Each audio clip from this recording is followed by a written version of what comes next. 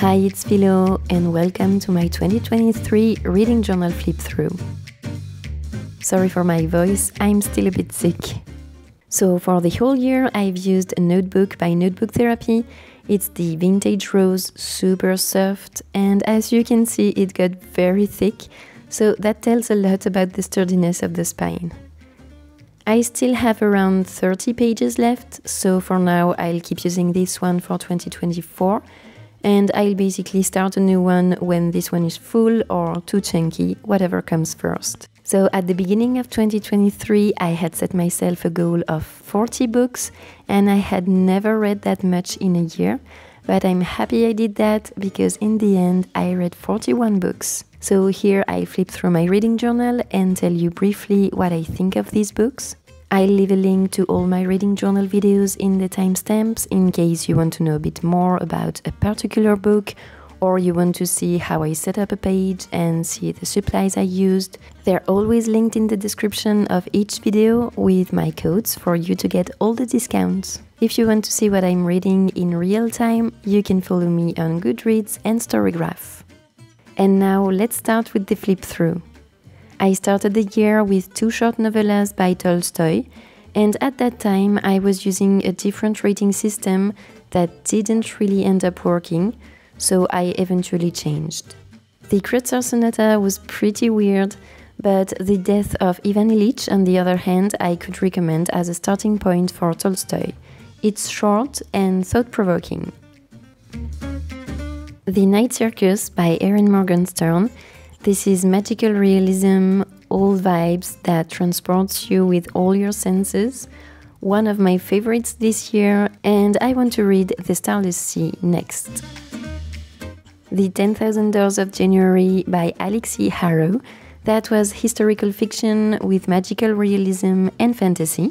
It was a good read, but I vibed with her writing more than the plot itself. So I'm tempted to read The Starling House that came out in 2023. Between Shades of Grey by Ruta Sepetys. Historical fiction about Lithuanian history. It has a beautiful message of love and hope in the hardest times, and I would like to read her work on Romania next. The Bear and the Nightingale by Catherine Arden was a tale about tales and Russian folklore. One of my favorite reads of 2023, and I'm actually reading the second book of the trilogy and it's just as good. It's called The Girl in the Tower. And it's safe to say that Catherine Arden is now a new favorite author. The House of Bernarda Alba by Federico García Lorca is a play and Spanish classic that questions traditions and the place of women in society. Very interesting, but a bit short. Lord of the Flies by William Golding, a dystopian about society and the need of laws. Very interesting and thought-provoking, full of symbols, but also a bit tedious to read in my opinion.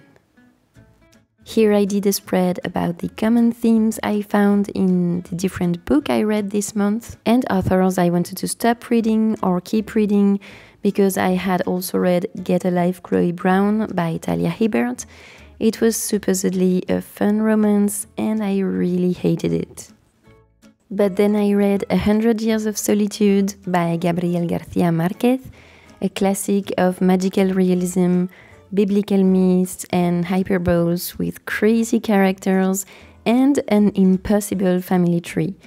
Probably my favorite book of the year, and I would like to reread it sometime. And it's also one of my favorite spreads in my reading journal. Then I read The Little Prince by Antoine de Saint-Exupéry, but it felt like a series of wise quotes, too preachy for me. I didn't like it much, and I don't remember much of it. Interpreter of Maladies by Jhumpa Lahiri was a collection of short stories about the daily struggles of couples or Indian immigrants, told with such sensitivity. I laughed and I cried, and I want to read The Namesake next. Frankenstein by Mary Shelley, the first modern sci-fi novel full of symbolism about the complexity of human nature An interesting classic for the philosophical aspect of it, but the writing was very repetitive and don't expect any of it to be plausible. The Pearl by John Steinbeck, my shortest read this year with around 80 or 90 pages, a parable about dreams and corruption, very lyrical, and next I'd like to make the jump and read one of his bigger works, East of Eden. Parable of this Hour, my first Octavia E. Butler. It's a dystopian, not bad but not great. I never really think about it. And here I went back to using the usual 5-star rating system. Book Lovers, my first Emily Henry. It's a romance with lit fic, with very good banter and deep characters, and we also have the backstory of both. I really enjoyed this one, and I also enjoyed creating this spread with the All Stories collection from Notebook Therapy. Like Water for Chocolate by Laura Esquivel. A tragic love story in a crazy family with magical realism in the style of 100 Years of Solitude, but shorter. And I really love this one too. Before the Coffee Gets Cold, that has to be the most disappointing book I've read this year. The premise sounds great, but it's not well executed and the writing is so dull. But I still took the opportunity to create a coffee spread. Everyone in My Family Has Killed Someone by Benjamin Stevenson, a murder mystery with very good humor. Actually, I'm surprised I haven't heard anybody rave about it, because it was one of my favorite books of the year, definitely the funniest. And the sequel, Everyone on This Train is a Suspect, is coming out soon. Well, not really a sequel, I think more of a companion novel. Chronicle of a Corpse Bearer by Cyrus Mistry. It's realism with historical fiction in the Parsi community right before the independence of India. That was super interesting, but I still prefer his brother's writing, Rohinton Mistry, and I still recommend A Fine Balance. When in Rome by Sarah Adams. A romance, nice and sweet, also predictable and cheesy, but I still enjoyed it.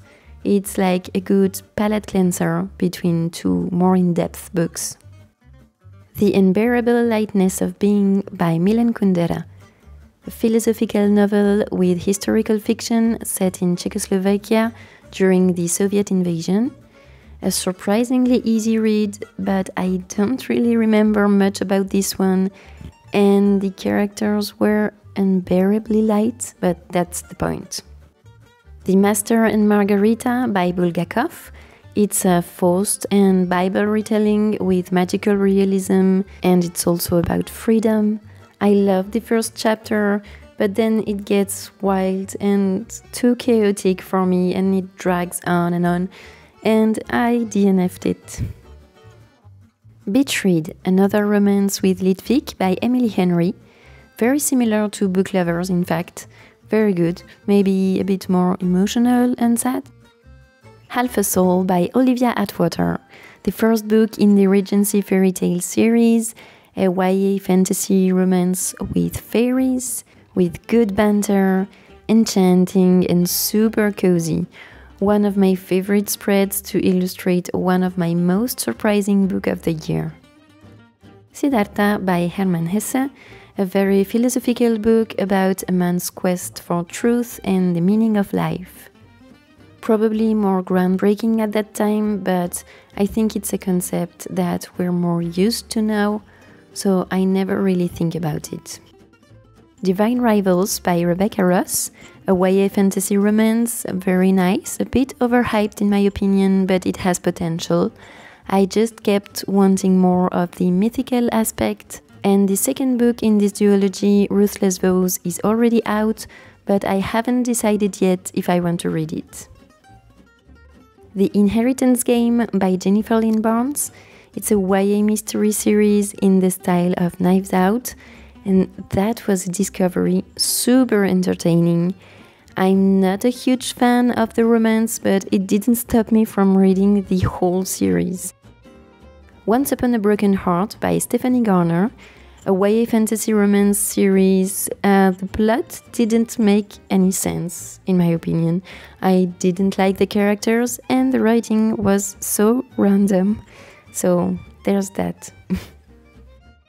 Scythe by Neil Shusterman, a YA dystopian trilogy in a world where people don't naturally die anymore. Thought-provoking and really well crafted. I already have the books 2 and 3 on my shelves.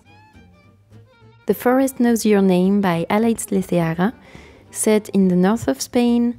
It's magical realism with folklore and historical fiction. So atmospheric and well written, but unfortunately the characters were too predictable and not likable. Nettle and Bone, a fantasy fairy tale with found family trope. It was my first Dick Kingfisher, another new favorite author for me, and it was whimsical, witty, cozy and wise. I'll probably reread it someday. It's also one of my favorite book covers of the year and one of my favorite spreads. The Phantom of the Opera by Gaston Leroux. It mixes gothic mystery, comedy, romance, and it's simply genius. It's also one of my least favorite book covers ever, but one of my favorite spreads. I told you I had binged the whole Inheritance Game series, and book 2 and 3 are still so entertaining, fast-paced and full of riddles, super addictive, and the ending was perfect. Here I'm showing you how I scattered some riddles across the spreads. And now there's a fourth one, The Brother Hawthorne, and a fifth coming out in 2024, The Grandest Game. Jamaica Inn, a gothic mystery from my favorite author, Daphne du Maurier, with one of the most gorgeous covers. I love this edition. I love her writing and her characters, and I will keep reading all of her books, little by little. And here I started using stencils for my headers, as well as these beautiful pet tapes from the washi tape shop.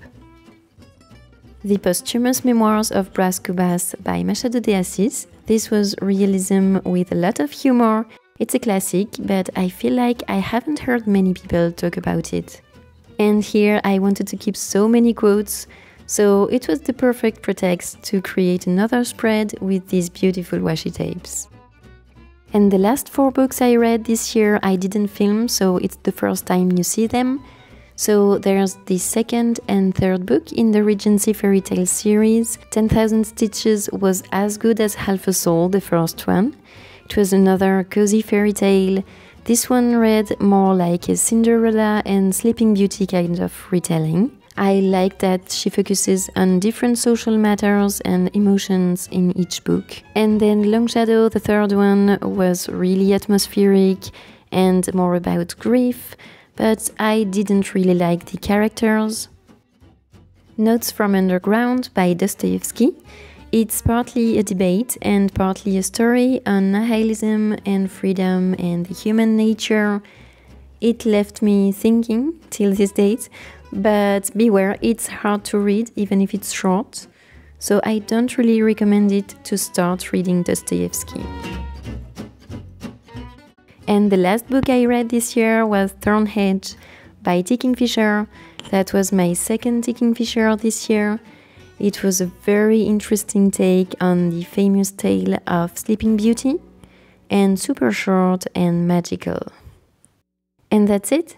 I would say it was a really good reading year, and it was nice seeing all those pages again. It's been a great tool to reflect on the books I read, keep my favorite quotes, and I certainly remember a lot more after processing my thoughts.